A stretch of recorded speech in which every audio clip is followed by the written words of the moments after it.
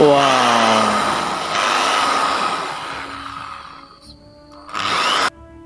Wah, beneran ya? Nggak tembus gitu ya? Assalamualaikum warahmatullahi wabarakatuh. Selamat datang kembali di channel Dodi Septriadi. Yang baru mampir di channel ini langsung aja klik tombol subscribe di bawah dan juga loncengnya ditekan biar nggak ketinggalan video berikutnya yang akan saya upload di channel ini. Oke teman-teman, kali ini saya mau membahas lagi kesaktian-kesaktian yang dianggap real ataupun diklaim real. Ternyata itu hanya sekedar trik saja. Sebenarnya nggak sakti seperti apa yang terlihat sebenarnya itu. Oke, tanpa berlama-lama langsung aja kita ke videonya yang akan kita reaction karena ini cukup panjang videonya guys ya.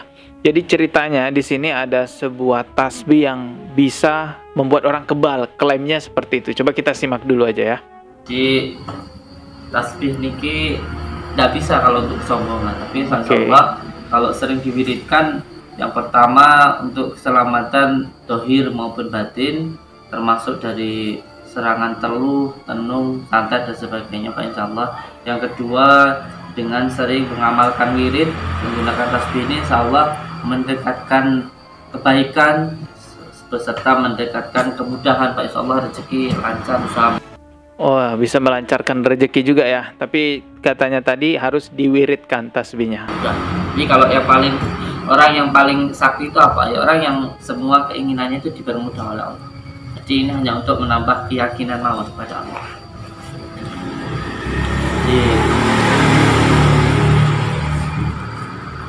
Oke, itu tasbihnya ya. Oke. Jadi kita panduan nih, nanti diamalkan selama.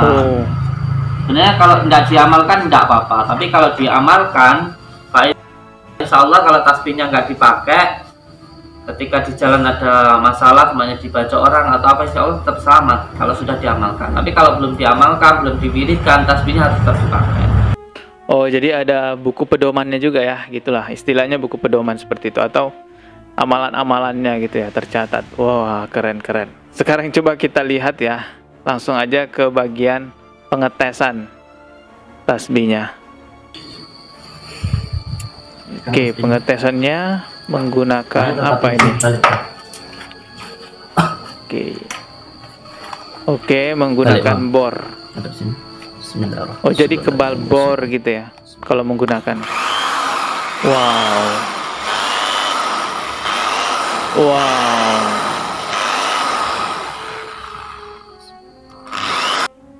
Wah, beneran ya, nggak tembus gitu ya.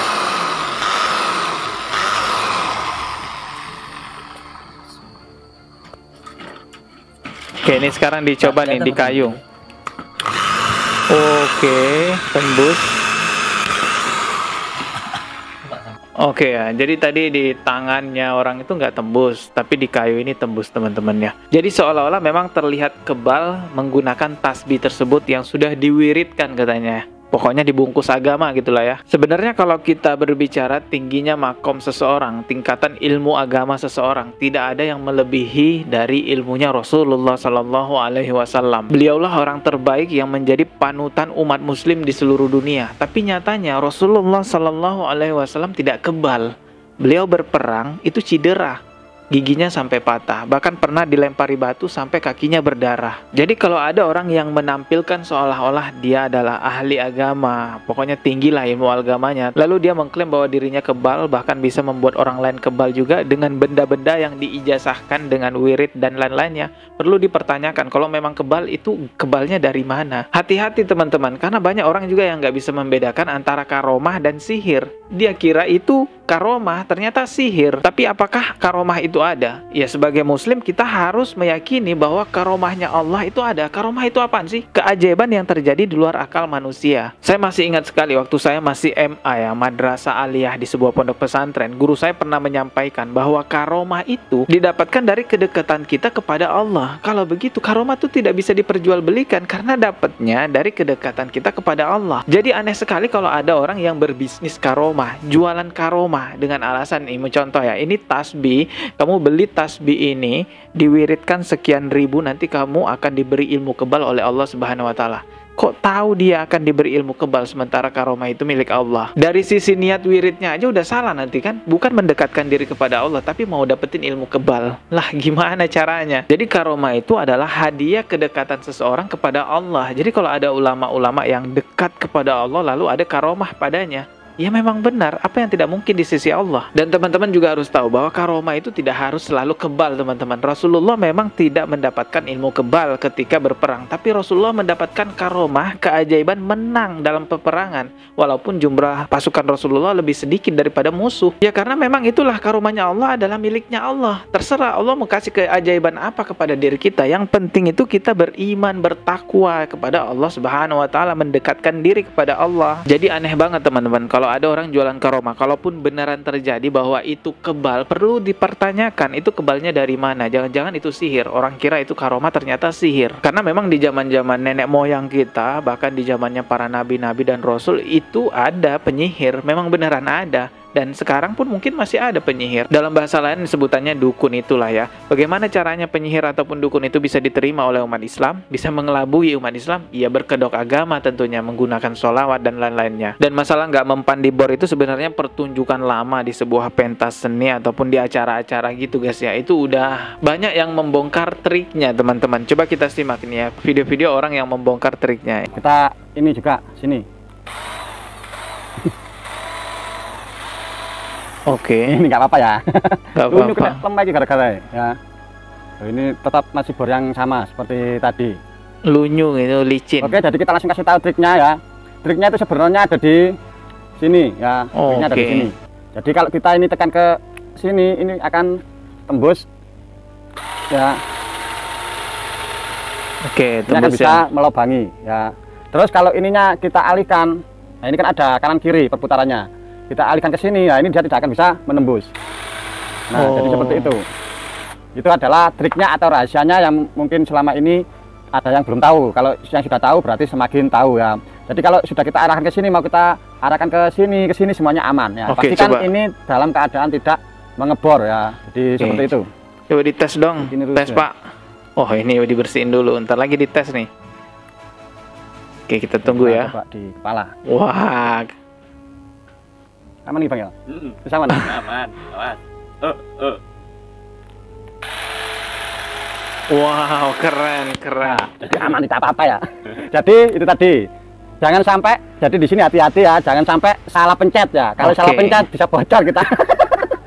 Iya betul bisa bocor ya, karena kalau salah pencet itu kan untuk nusuk gitu guys. Tapi tetap bahaya juga lah teman-teman, jangan ditiru lah. Lagian ngapain juga sih kayak gitu ya. Nah ini ada sebuah video orang yang mengaku korban membeli tasbih tersebut. Bahkan di judulnya di sini tertulis korban tasbih 5 juta. Wah terus ada namanya nih di sini. Walah 5 juta harganya, mahal ya. Coba kita putar ya. Kenal si Udin ini sampai akhirnya bisa datang ke sana gitu. Iya, karena awalnya ngelihat-lihat YouTube untuk mungkin pengobatan yang secara non medis kayak bagaimana. Karena sebelum ke Nah ini orang ini lihat dari YouTube awalnya. Makanya kita harus edukasi nih di YouTube biar nggak banyak juga yang kena kan. Blitar pun saya juga sempat pernah berobat yang non medis. Pernah. Oh, daerah mana itu? Masih daerah sekitar dekat-dekat rumah sih. Oh, gitu ya. Sampai akhirnya ketemu yang namanya Gus Samsudin, Samsudin. ya. Oke. Sampai akhirnya juga mendapatkan tasbih. Tasbih Tasbih ini seharga berapa? 5 juta. 5 juta. Ya, ini saya dapatkan tasbih berikut sama amalannya, sama ada minyaknya, sama ada yang lainnya sebagainya. Ya. Jadi teman-teman ini tasbih ya. Ini tasbih yang ya mohon maaf hanya sekedar biasa aja teman-teman. Tapi nggak apa-apa lah, sah aja. Kalau memang dia mau menjual pada saat itu ya. Ini saya jual tasbih 5 juta, namanya orang cari untung nggak ada masalah ya. Mau berapapun ya. Tapi Mahal. memang caranya bukan menjual. Betul.